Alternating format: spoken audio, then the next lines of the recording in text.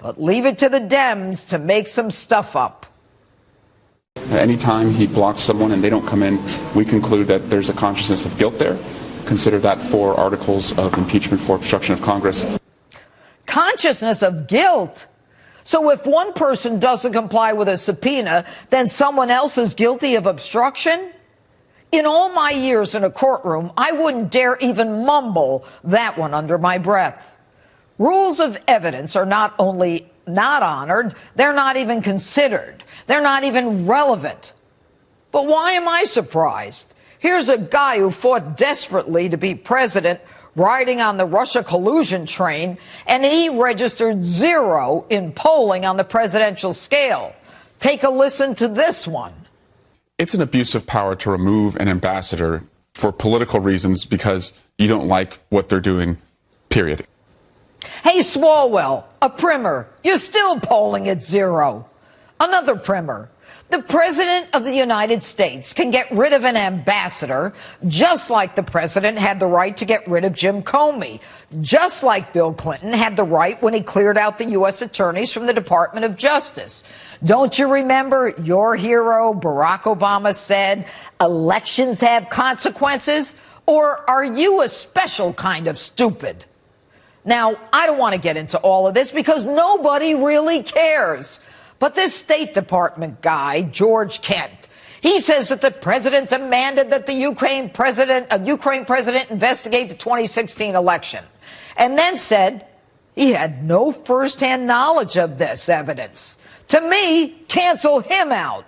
And then he says that Rudy didn't like how he talked about Marie Yovanovitch. So what?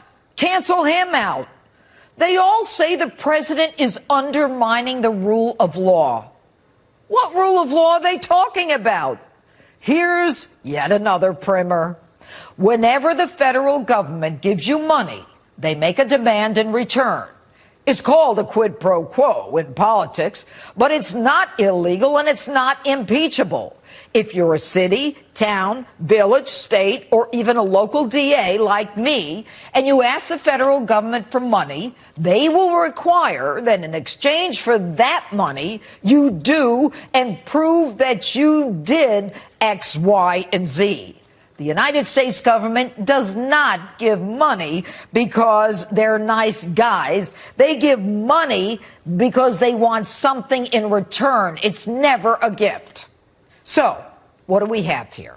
We have a wannabe whistleblower motivated by his hate for the president, along with his attorney, who's either prescient or is part of a long-hatched plot to get rid of the president.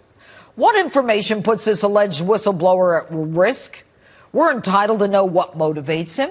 What information did he reveal that puts him at risk? And was his hearsay second, third, or fourth hand? Did Schiff provide a lawyer for him? Is he an agent of the coup? What brought this person to us?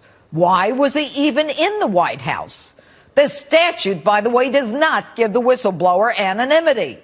But everyone wants to protect him. Everyone is so stupid here that they're going along with the Schiff narrative to protect him so that we don't get to find out what this person's role is and how long he was being groomed to get to this moment in history. In the end, everyone, none of this matters. None of it rises to the level of an impeachable offense. I still want to know what quid pro quo Barack Obama got for $150 million he gave the Ayatollah in Iran. I still want to know what Barack Obama was promising Putin through Medvedev in that hot mic moment that he could do after the election. Look, if you don't like the president's policy, vote for somebody else. And in the meantime, let the president do the job we elected him to do. And that's my open. Let me know what you think on my Facebook, Twitter, hashtag Judge Jeanine. And remember, if you like my opens, you'll get fired up. Buy my book, Radicals, Resistance, and Revenge, The Left's Plot to Remake America.